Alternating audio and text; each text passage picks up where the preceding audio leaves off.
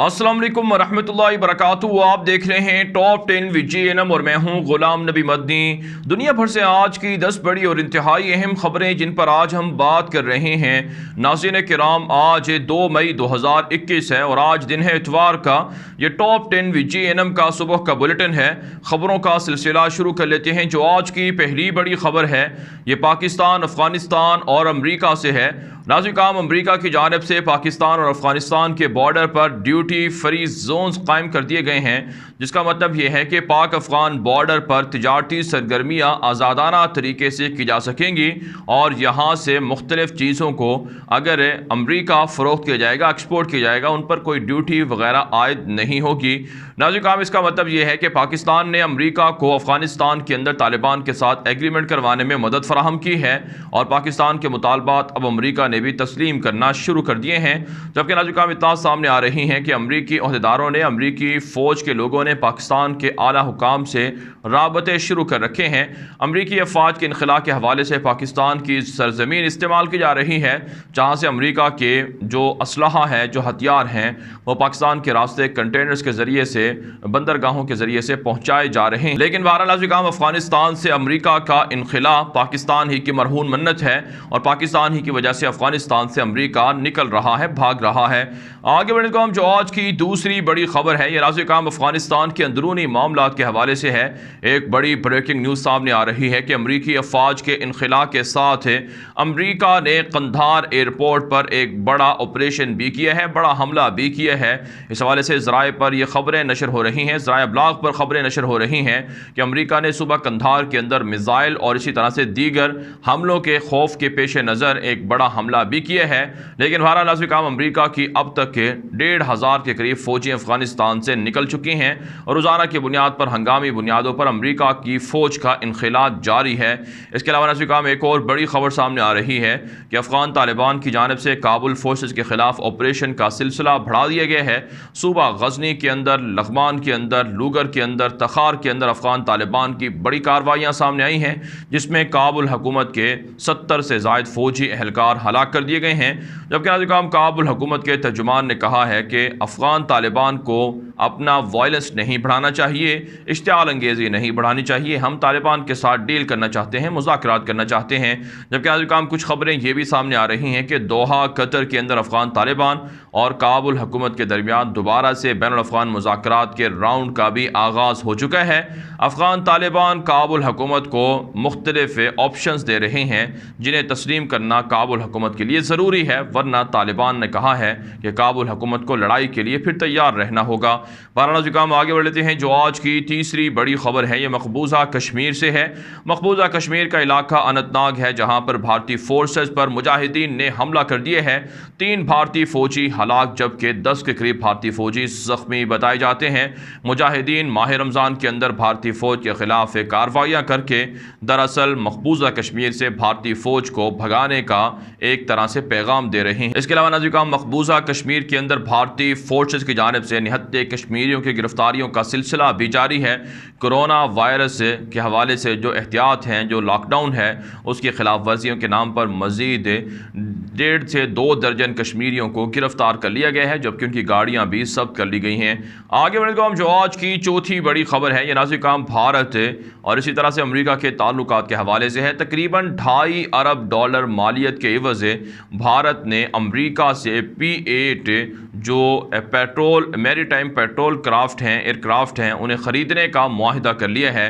नाज़रीन काम, एक तरफ से भारत के अंदर कोरोना की तबाहकारियाँ जारी हैं, दूसरी तरफ से भारत अभी भी दुनिया से असलहा ख़रीद कर अवाम का पैसा प्रॉक्सी वार के अंदर सर्व कर रहा है, ज़ाया कर रहा है। इससे पहले आप जानते हैं अमरीका से ख़तरनाक जंगी हथियार ख़रीदे जा रहे हैं और इसी तरह से इसराइल से, रशिया से, फ़्रांस से और दीगर मुल्कों से भी भारत असलहा ख़रीद रहा है। जबकि भारत के अंदर कोरोना की तबाहकारियों की वजह से योमिया हज़ारों लोग मारे जा रहे हैं। इस हवाले से मोदी हुकूमत को कोई फ़िक्र नहीं है। जबकि नाज़रीन काम, एक और ख़बर सामने आ रही है कि ऑस्ट्रेलिया की जानिब से भारत بھارتی شہریوں پر پابندیاں عائد کی گئی ہیں۔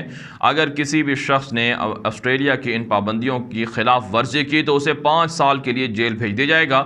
آسٹریلیا نے پابندی عائد کی ہے کہ کوئی بھی بھارتی شہری آسٹریلیا کے اندر داخل نہیں ہوگا۔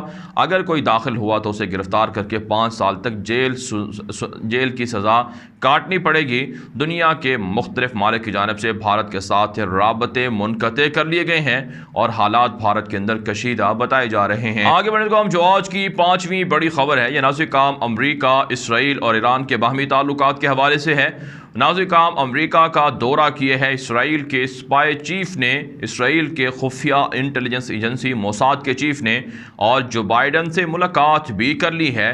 اس حوالے سے اسرائیل نے جو بائیڈن کی حکومت کو پیغام دیا ہے کہ اگر ایران کے ساتھ امریکہ جوہری ڈیل بحال کرے گا تو اسرائیل کے مفاد میں نہیں ہے، اسرائیل کو اس سے بڑا نقصان ہوگا، لہٰذا جو بائیڈن ایران کے ساتھ جوہری ڈیل کرنے سے باز رہے۔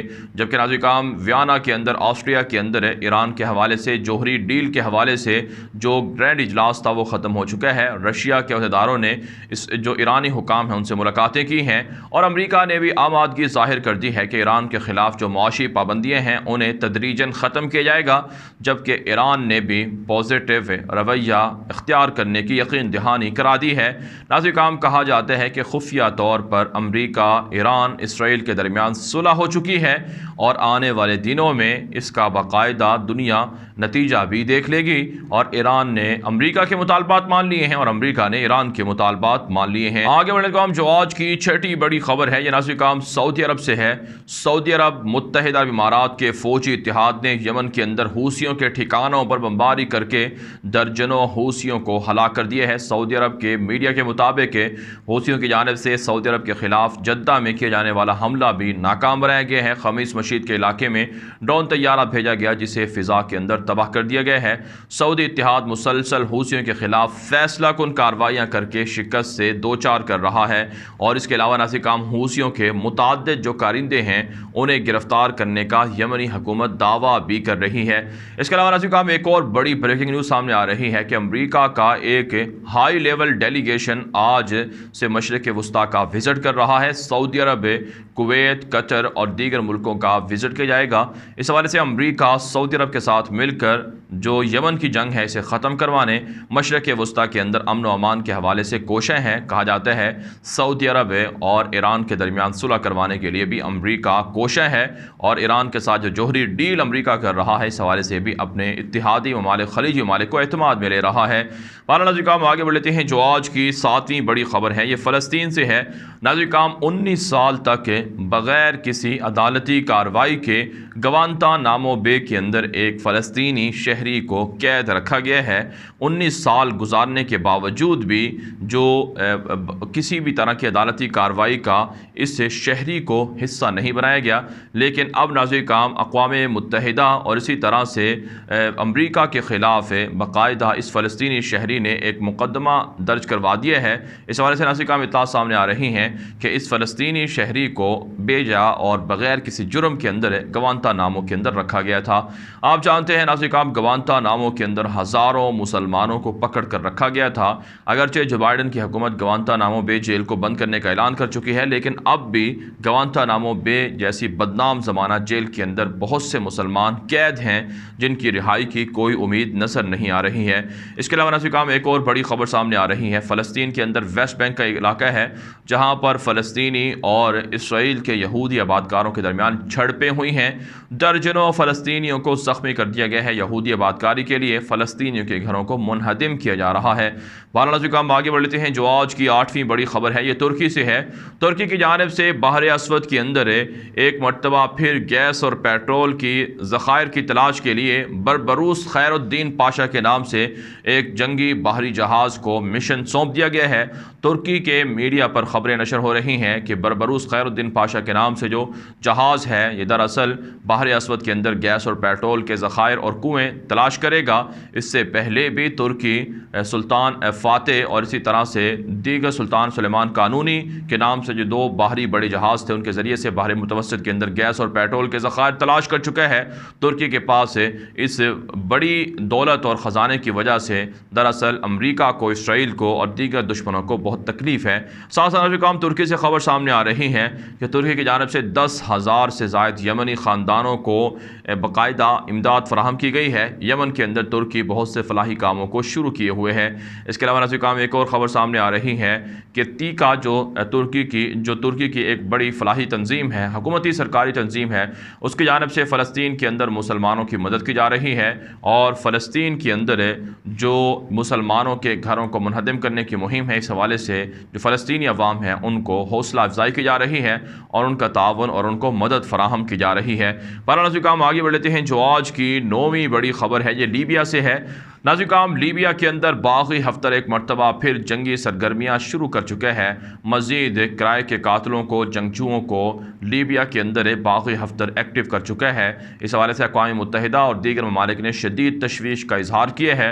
باغی ہفتر امن و امان قائم کرنے کے لیے جو عبوری حکومت قائم ہوئی تھی اس کے ساتھ تعاون بھی نہیں کر رہا ہے، جس کا مطلب یہ ہے کہ ترکی کا جو موقف تھا وہ بالکل درست تھا کہ باغی ہفتر کو قتل کر کے اسے مستقل بنیادوں پر گرفتار کر کے ہی لیبیا کے اندر امن و امان قائم ہو سکتا ہے۔ ناظرین کام آگے بڑھ لیتے ہیں۔ جو آج کی 10ویں بڑی خبر ہے یہ ایتھوپیا سے ہے۔ ناظرین کام ایک بڑی خبر سامنے آ رہی ہے کہ ایتھوپیا کے اندر 2 علیحدگی پسندوں کو، 2 جو مسلح تنظیمیں تھیں انہیں دہشت گرد قرار دے دیا گیا ہے۔ اس حوالے سے ایتھوپیا کی جانب سے کہا گیا ہے کہ تیغرائی قبائل کے جو لوگ تھے وہ دراصل ایتھوپیا کے امن و امان کے لیے خطرہ تھے، انہیں دہشت گرد قرار دے کر ان کی ہر طرح کی سرگرمیوں کو ختم کر دیا گیا ہے۔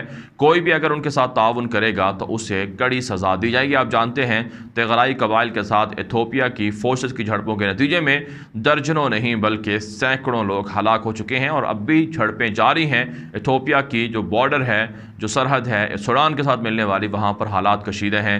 ناظرین اس ویڈیو کے بارے سے آپ کی کیا رائے ہے؟ اپنی رائے کامنٹ کے ذریعے سے ضرور ہم تک پہنچائیں۔ مزید خبروں کے لیے آپ ہمارے ٹویٹر اکاؤنٹ دنیا میرے آگے غلام نبی مدنی اور ہمارے نئے فیس بک پیج غلام نبی مدنی کو فالو کر لیں۔